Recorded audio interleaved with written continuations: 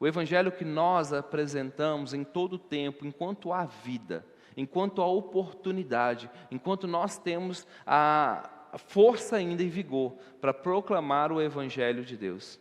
Eu sou fruto de alguém que me buscou. Eu nasci e cresci no evangelho, eu cresci na casa do Senhor, e alguns contratempos que eu decidi tomar decisões erradas, eu me afastei por quase um ano da casa do Senhor. Eu deixei de congregar, eu deixei de cultuar, conforme ali nós lemos em Hebreus, ali no versículo 25. Mas alguém, todas as vezes que me encontrava, toda semana ele me procurava, me convidava para voltar à igreja, me convidava para caminhar junto com ele, e ele dizia que estava orando pela minha vida. Então, através desse ponto, eu entendo que a minha responsabilidade, como Deus convida a todos para que, ou seja, no tempo da sua ignorância, mesmo que tenha pecado, falhado, mas Ele convida todos para que possam se achegar para o arrependimento. Então, eu não faço esse julgamento, eu apresento o Evangelho e eu busco persistentemente para que as vidas que Deus tem confiado a mim, as vidas que estão caminhando conosco, elas possam ter esse privilégio, ainda enquanto estão vivas, de voltar ao Senhor e buscar o arrependimento. Agora, Paulo escreve lá em 1 Timóteo, capítulo 1, versículo 12 e 13, e eu acho interessante o que ele fala sobre si mesmo. E quando nós temos discernimento espiritual, nós observamos talvez a realidade das pessoas que estão ao nosso redor, mas Paulo, ele faz essa observação para si. Ele puxa a responsabilidade para si mesmo. E isso que deve ser também nosso ponto de olhar na palavra de Deus. 1 Timóteo capítulo 1, versículo 12 e 3 diz: Dou graças a Cristo Jesus, nosso Senhor, que me fortaleceu e me considerou fiel, designando-me para o ministério. A mim, que no passado era blasfemo, perseguidor e insolente, mas alcancei misericórdia, pois fiz isto na ignorância, na incredulidade. Meus irmãos, aqui ele está dizendo que ele errou, que ele falhou. Ele está dizendo que ele teve terríveis erros aqui, mas ele não fez consciente. Ele não fez tendo a mesma palavra que nós observamos aqui, depois de ter convertido, depois de ter conhecido a graça, experimentado a maravilhosa graça de Deus, ele desejou continuar na prática do erro e da falha. Ele está dizendo aqui que ele era blasfemo, que ele era perseguidor, que ele era insolente, mas ele alcançou a misericórdia e que Deus não computou esses erros e falhas a partir do momento que ele alcançou a misericórdia, quando ele conheceu ao Senhor Jesus Cristo. Então, vamos pensar então alguns exemplos de discernimento espiritual. E Jesus Cristo, ele aponta, e nós precisamos entender a divindade de Jesus Cristo, mas também a humanidade de Jesus Cristo. E ele nos traz ali quando, referente aos fariseus, está em Mateus 23, versículo 27, que Jesus diz: Ai de vós, doutores da lei e fariseus, hipócritas, porque sois parecidos aos túmulos caiados, com bela aparência por fora, mas por dentro estão cheios de ossos, mortos e toda a espécie de imundícia. Isso faz uma observação, então, é nós entendermos o que Jesus, e a intenção como Jesus olhava o coração do ser humano. E para isso precisamos todos os dias, e ao nosso devocional, no momento que nós nos apresentamos a Deus, confessar os nossos pecados, porque nós não podemos viver em pecado, nós precisamos ser renovados pela graça salvadora do Senhor Jesus Cristo. O pecado, ele nos afastou da presença de Deus, a graça do Senhor nos aproximou da presença de Deus, e o pecado não pode continuar nos afastando da presença de Deus. O pecado, ele precisa ser todos os dias apresentado aos pés do Senhor, na cruz, e nós precisamos ali buscar diante do Senhor a remissão que Ele nos apresenta. Ali em João capítulo 2, versículo 24 e 25 diz: Mas o mesmo Jesus não confiava neles, porque a todos conhecia e não necessitava de que alguém testificasse do homem, porque Ele bem sabia o que havia no homem. Então aqui nós temos esse ponto para nós pararmos e pensar. Mas eu quero pensar o seguinte: Paulo, era um homem do mesmo propósito, com o mesmo objetivo, alcançou a graça do Senhor Jesus Cristo, e ele também tinha discernimento espiritual. Pedro, aquele que negou a Jesus Cristo, aquele que deixou de seguir a Jesus Cristo, mas pela misericórdia e graça do Senhor, volta. Depois ele encontra um casal, e esse casal se apresenta a eles, Ananias e Safira. Mas ele consegue ter o discernimento para entender que a sua oferta não agradaria a Deus, que a sua oferta não era fruto de um louvor, era mais para estrelismo, era mais para aparecer naquele contexto, era mais para se aparecer como importantes perante aquelas pessoas. E aí ele faz uma observação: você não mentiu para mim, você não está nos enganando aqui, você está tentando enganar o Espírito Santo.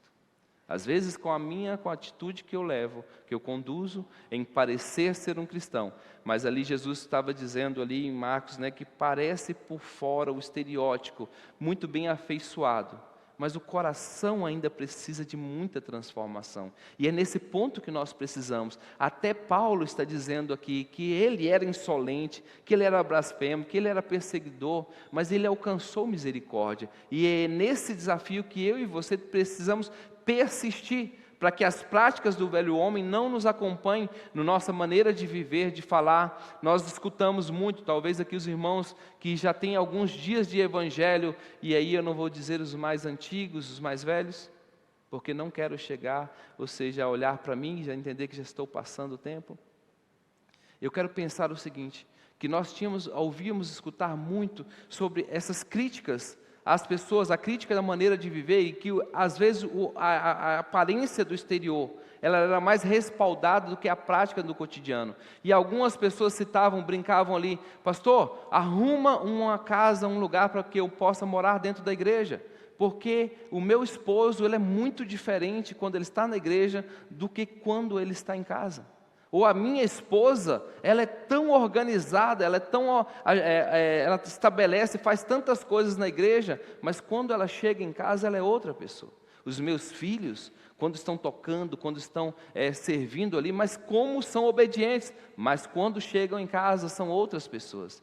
Nós precisamos viver um evangelho que transmita a verdade em todo o tempo, em todo lugar, em todo momento, para que todas as pessoas que conheçam, elas possam ver, talvez sem precisar falar uma palavra, elas escutem a mensagem do Senhor pela maneira como nós vivamos, como a maneira como as adversidades chegam para todo mundo, mas como nós respondemos à adversidade? Pecando? Se nós olharmos para a história de Jó teve muitas adversidades, mas a resposta dele foi sempre estar dependendo e confiando em Deus. Ele pode até ter amaldiçoado o dia do seu nascimento, mas ele não levantou os seus olhos para com Deus. Ele não rejeitou o julgamento de Deus. Ele aceitou e ele entendeu que ele não teria condições de dialogar em nada contra o projeto e o propósito de Deus. Assim somos nós. Deus vai levantar pessoas que talvez nós não iríamos acreditar. Eu sou um deles. Mas também Deus irá também julgar aqueles, e nós precisamos aprender a ter esse discernimento. E ali ele continua: quando então não orar? 1 Samuel, capítulo 16, versículo 1, Samuel está orando para Saul, e aí o Senhor disse a Samuel: até quando você irá entristecer-se por causa de Saul? Eu o rejeitei como rei de Israel. Encha um chifre com óleo e vá a Belém, e eu enviarei a Jessé. Escolhi um de seus filhos para serem rei.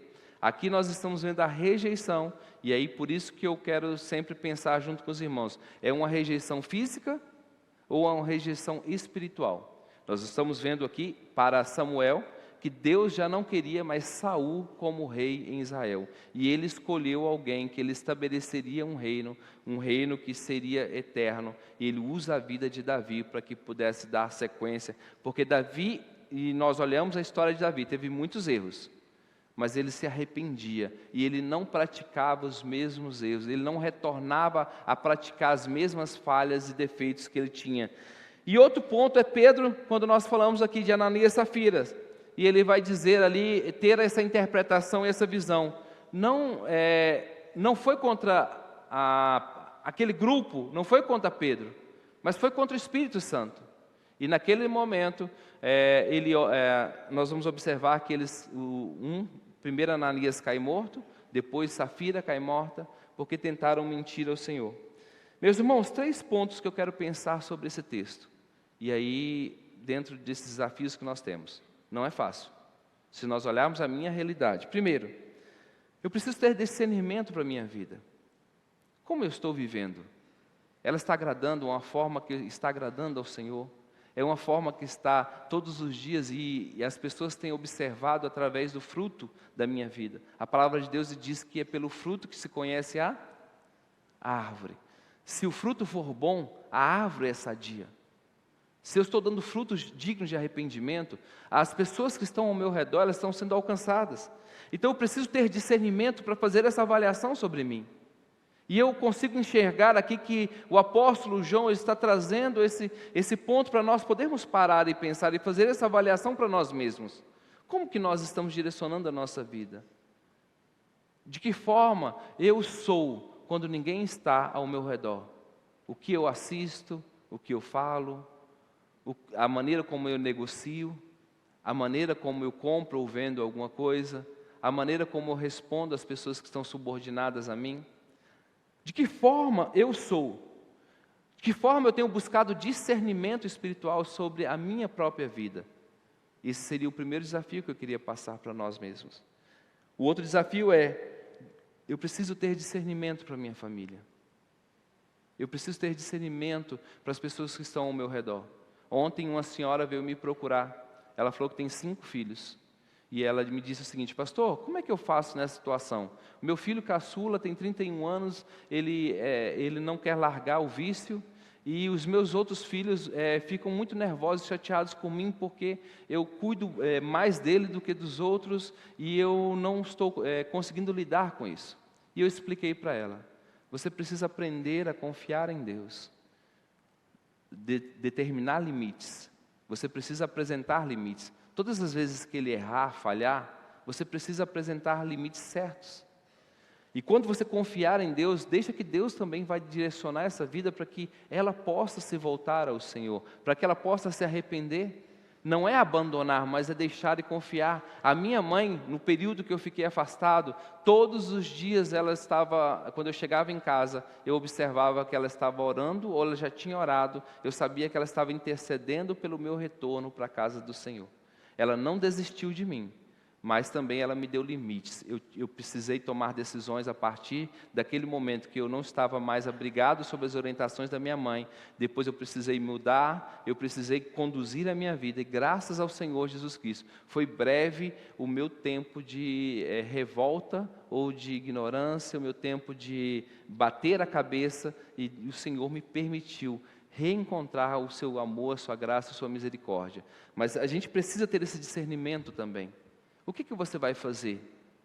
Se for na sua família, se for entre as pessoas que você ama, você vai entregar nas mãos do Senhor e confiar que Ele tem a melhor resposta? Ou você vai tentar dar o seu jeito? Vai tentar resolver da sua forma? Vai tentar encobrir as coisas quando Deus diz que não é para fazer? Quando Deus não orienta a se fazer? E o terceiro discernimento que nós precisamos é para todas as pessoas, para qualquer um. Nós precisamos ter um discernimento como igreja, nós precisamos ter um discernimento como cidadãos, para a sociedade onde nós estamos inseridos no trabalho, nós precisamos ter esse discernimento de Deus. E é isso que irá fazer com que as pessoas possam conhecer o Evangelho da graça.